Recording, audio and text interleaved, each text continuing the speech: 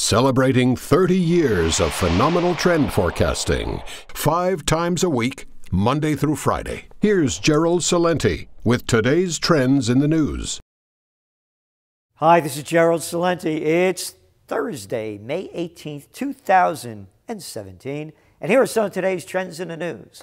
Well, after the market in the U.S. yesterday went down all over Asia. That's right. Nikkei down over 1%. Down across Europe. But here, back in the States, markets bounced back up. Woo! That's right. Oil, up a little bit. Gold went down. So what happened? Well, U.S. stocks closed higher on Thursday, recovering from their worst day of 2017 as investors assessed President Donald Trump's chances of moving forward with his pro-growth agenda. So here's what happened. Yesterday it was, the FBI, the Russians, this one, that one. The markets went down. Impeachment talks. Again, impeachment would be great. Then we get Pence, that Penny Pence, nothing of anything. And there's nobody out there in either party. Now let's put this. Who would you hope for? John Insane McCain? Lindsey, when he comes out of the closet, Graham? Who are you going to vote for? Who would you love to see there? Let's bring Hillary back. No, I got it, little Paulie Ryan. No, Nancy Pelosi, when she's not half out of her mind. Or Dianne Not-So-Feinstein. One loser after another. Yeah, let's impeach Trump.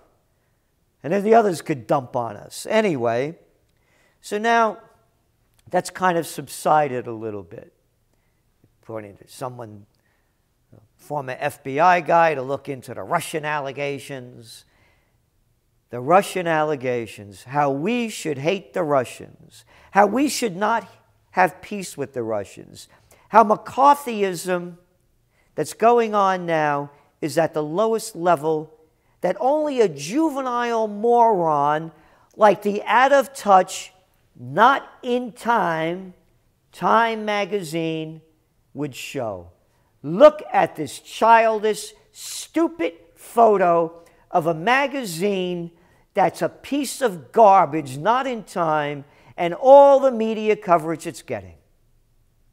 Yep. The Russians have moved into the White House. Yeah. And you know what that means. We'll be drinking a lot of vodka rather than Budweiser. Oh, no, Budweiser's owned by a foreign country. I forgot. Anyway, moving on. In economic news, weekly job claims came in below expectations, and the Federal Reserve Business Index rose to 38.8 in May from 22.0 in April. So what happened yesterday is interesting, because today the markets went up. It's based on this information more so than Trump. That yes, there's not going to be a decline in the economy. No, it won't be big as probably the Federal Reserve of Atlanta expects at a 3.5% GDP increase, but it will be better than it would have been and better than most expectations. That's what's holding the markets up. And again, when you look at S&P earnings, they were more positive than expected, and the jobs that are being created stink for the most part, but they're being created, which is better than not being created, like losing jobs. And the dollar rebound, and the markets look better here because what happened over there in Brazil, they had to stop market trading. The market was down at 10% at one point, closed down over 8. Yeah. They're concerned about another corruption with the government, the president. What a surprise. The real took a hit, and so did the emerging market currencies, the rand and the emerging markets as well, pushing the dollar up. So let's remember what's going to happen. Should the dollar continue to get stronger, although a lot of money has flowed into the emerging markets and those indexes are up overall, if the dollar gets too strong, those markets go down. And the turmoil in Brazil is barely being reported in the American news. Crude. It settled at a 3-week high because Russia's largest oil producer has agreed to meet with OPEC and reach an agreement to join in with not producing more than they are now and holding back on production.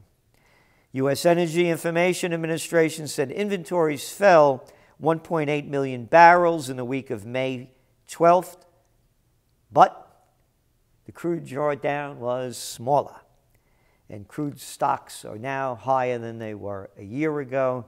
So again, the cutbacks, they're talking the market up, and it's working. So as long as they keep it at this level, a lot of OPEC and non-OPEC members are making money. Gold edged down after the biggest rally since the Brexit vote. And why? Well, because things calmed down here in the States. So there's less Trump phobia. Not much more than that. Stocks, dollars sink on Washington turmoil. This was the headline in today's Wall Street Journal. Further undercut the president's clout, lowering the chances that he can push through the tax cuts, infrastructure spending, and deregulation that are core to his growth plan. Then you read, capital drama rattles Wall Street and stocks dive. This is the New York Times. This is a joke. Of course it's a joke. It's the toilet paper of record. What would anyone expect? Do you know who they quote? This is great. Goes on, confidence in the President Trump's agenda to stoke economic growth was questioned Wednesday as stocks tumbled and the dollar weakened. But again, the dollar went back up today.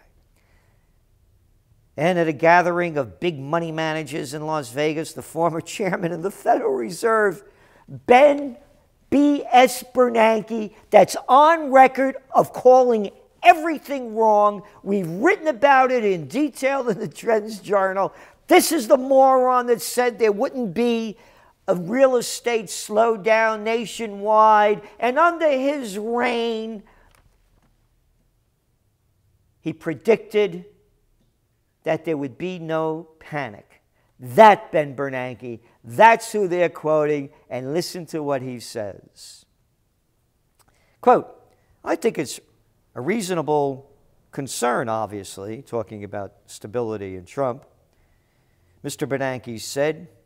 He later added that after years of strong economy, statistically speaking, it was time for a slowdown. Years of strong economy, statistically speaking? Hey, what? You guys can't count past 2%. That's how much the economy's grown since 2009. Who wrote this? Kate Kelly and Alexander Stevenson? You are nothing more than cheap propagandists, quoting a little liar of a man and proving that Kelly and Alexander, that 95% of the wealth created under Obama went to the 5%. Of the 10 million jobs, 94% are temporary, according to Harvard and Princeton. He goes on. In his remarks, Mr. Bernanke described Mr. Trump as, quote, a very unprecedented, unusual person with no government background. No government background? Hey, Benny boy, you never worked a day in your life. You were a little clown boy over there, a teacher. A teacher. Oh, no, professor, excuse me. Oh, professor, yes, sir. Yes, Mr. Doctor. Yeah. A nothing. A nothing. And they put this clown up as though he's somebody to give us advice. And you know why? Because it's the toilet paper of record. Moving on, Republicans' hope for rewriting tax code this year are fading, and fading they are. U.S. household debt tops pre-crisis peak. I talked about this yesterday. The big picture that's being missed here is student debt and the car loans. No, they don't add up to the mortgage crisis, but their implications spread wide in a different way. Because you have all these young people coming out of college with an average of almost $40,000 in debt. And you see the decline in home ownership among millennials. That brings you into the future, which is off the charts for the mainstream media. No one speaks of the future. Trends are forbidden. Hey, you don't even teach them at Princeton, Bernanke, because maybe if they did, you'd have a brain that could have seen the future, that you missed by the facts, that we called by the facts. But don't call us. No, because we don't bow down, suck up, and play the games that you do to get to the top. So you keep looking at this data, and here's a story here. This is from the prostitutes over here in the New York Times.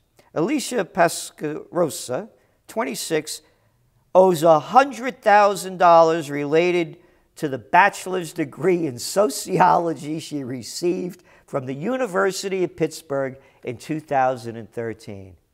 $100,000 for a degree in worthlessness. Oh, sociology. I got to go to school to learn about that. I need a Bernanke clown to teach me. I'm too stupid to learn on my own. Oh, and I could get a government job maybe, and I'll have pensions and benefits. Goes on. The debt shapes nearly all her financial choices. She initially planned to attend law school, but changed her mind after realizing that pursuing that career path would double or triple her debt load. Instead, she lives with a mother. I would have liked to move out at some point, but with my loans, I can't justify spending money. Now check this out. Economists have found signs that high student debt levels have contributed to a slowdown in young adult household formation and a decline in early home ownership. Found signs? Found signs? The evidence in front of everybody. Signs. And again, the student loan debt is at $1.3 trillion. The auto loan debt is at $1.1 trillion. No, that doesn't compare to the $8 trillion in the mortgage debt, but it's increasing. And it is going to be a drag on an economy in which nearly 70% of its GDP is based on consumer spending. So what else do we have here? Ah, yes, you know the line. China, buy it and sell it. China's wealth fund sets sights on U.S. China's sovereign wealth fund is ramping up efforts to crack open U.S. markets. Yep, on Friday, the fund, which has more than $200 billion in foreign assets, is opening an office in New York City. Ah, yeah, more propaganda. Right here, big picture in the New York Times. No proof, but allegations. Hey, and allegations are good enough for us because we're prostitutes. Evidence links North Korea to cyber attack. But China stays mute. Yeah, because maybe China doesn't agree with it. And as I read yesterday, Russia blames U.S. spy agency for hack. So who are you going to believe? Oh, hey. You saw what happened down in D.C. with that Turkish security force, boy? Beating the hell out of all those people? We have that video link up here. A couple of interesting things when you look at that video link. Look at the woman policeman. She's a little bit overweight, but, you know, doesn't move. And I know a little bit about fighting, having had my own self-defense school in close combat, been a practitioner for over 30 years, know a thing or two about it. Don't want her protecting me. Hey, how about equality? And the shape of most of the men out there, there are some good-looking guys out there, but a lot of overweight ones when you compare them to the Turkish guys with their guns on. What a disgrace this is. This should be the top news. Not that, Trump talked to the Russians and gave them secret information. And here's my favorite quote in this story. And again, I got to read all this crap to find out moronic stuff like this. This is the United States of America, Senator John McCain, Republican of Arizona, said on Twitter. We do not do this here. Oh, you don't, huh? No, the cops don't beat the crap out of people. No, man. They treat protesters just nice. And they print this crap. The militarization of the United States of America. And this little clown of a nothing boy, John Insane McCain, makes a statement like that. And speaking of insane, it looks like they're looking at Lieberman over there to be the leader of the FBI. Joseph Lieberman, a disgusting human being in my viewpoint, and you know what we say here at the Trends Journal, think for yourself. A senator of nothing. Phew. If they pick him, man, we's in trouble. And then finally, Trump advisors want at least 50,000 more U.S. troops in Afghanistan. Isn't that wonderful? Let's pile up more losses on top of the others. The longest war in American history, and a story like this doesn't even make it into the toilet paper of no record. This is Gerald Celente, and that's some of today's Trends in the News.